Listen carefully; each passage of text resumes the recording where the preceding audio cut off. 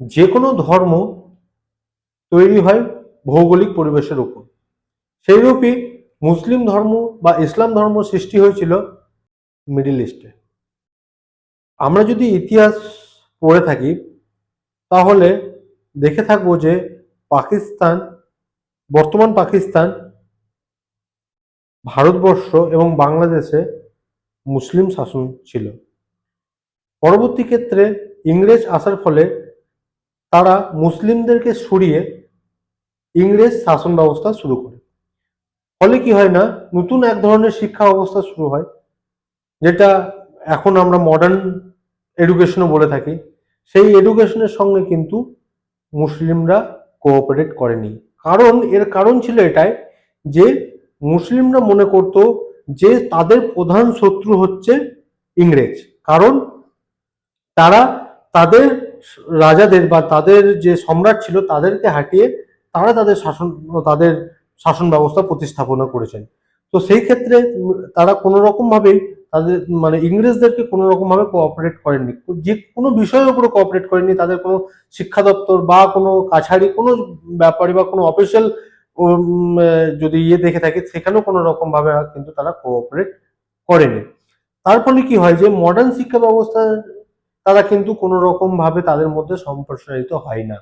যদি মডার্ন শিক্ষা ব্যবস্থা সম্প্রসারিত না হওয়ার ফলে কি হয় যে ইসলামিক যে ধর্মগ্রন্থকে মিস ইন্টারপ্রিটেশন করার ফলে যে মৌলবাদরা ছিলেন তারা ইসলাম সমাজকে দূষিত করতে থাকেন, যে তাদের মিস ইন্টারপ্রিটেশন করে মুসলিম সমাজকে ম্যানিপুলেট করতে থাকেন।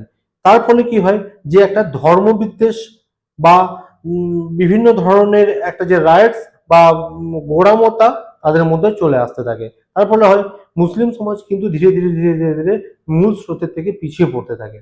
এটা প্রথম অনুধাবন করেছিলেন স্যার সৈয়দ আহমদ খান।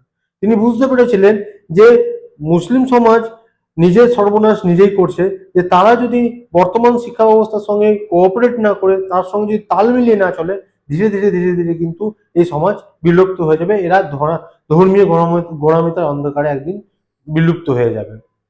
সেই জন্য তিনি বিভিন্ন রকম রিফর্ম করতে চাইলেও তার যে ইন্টেনশনকে অন্যরকম ভাবে প্রেজেন্ট করার ফলে হিন্দু মুসলিম একটা মতৈক্য বা বিভেদ তৈরি করার একটা ইস্যু হিসাবে ধরে নেওয়া হয় পরবর্তীকালে, যা বা বলতে পারেন যে সেটাই পরবর্তীকালে দেশ ভাগের একটা ইস্যু হয়ে দাঁড়ায়। কিন্তু বর্তমানে সেই গোঁড়ামিটা কিন্তু এখনো চালু আছে, সেটা পাকিস্তান হোক, বাংলাদেশ হোক, সেটা ইন্ডিয়াই হোক, সেই কিন্তু গোঁড়ামিটা এখনো কিন্তু চালু আছে। এর এর ফলে কি হচ্ছে না, এই সমাজ ধীরে ধীরে ধীরে ধীরে কিন্তু শিক্ষা ব্যবস্থা বা বা খুব ভালো একটা কাজের জায়গা বা কিংবা বলবো কি নিজেদের অধিকার বা স্বাস্থ্যের প্রতি লড়াই না করে এরা লড়াই করছে ধর্মের জন্য, যা খুবই খুবই খুবই বাজে একটা ইঙ্গিত। আমি চাই প্রত্যেকটা মুসলিম ভাই শিক্ষিত হোক এবং তারা তাদের নিজেদের অধিকার বোঝার চেষ্টা করুক, তাদের নিজেদের অধিকারের মাধ্যমে একদম ওয়ার্ল্ডকে রিপ্রেজেন্ট করার চেষ্টা করুক এবং তাদের ধর্ম তারা রিপ্রেজেন্ট করছে, যদি তারা তাদের ধর্মকে শিক্ষার মাধ্যমে রিপ্রেজেন্ট করে মুসলিম ধর্ম ধীরে ধীরে ধীরে ধীরে ফ্লোরাইজ করবে। এবং এবং কি হবে না যে যে এই যে উগ্রপন্থিতা রয়েছে এই উগ্রপন্থিতা ধীরে ধীরে শেষ হয়ে যাবে।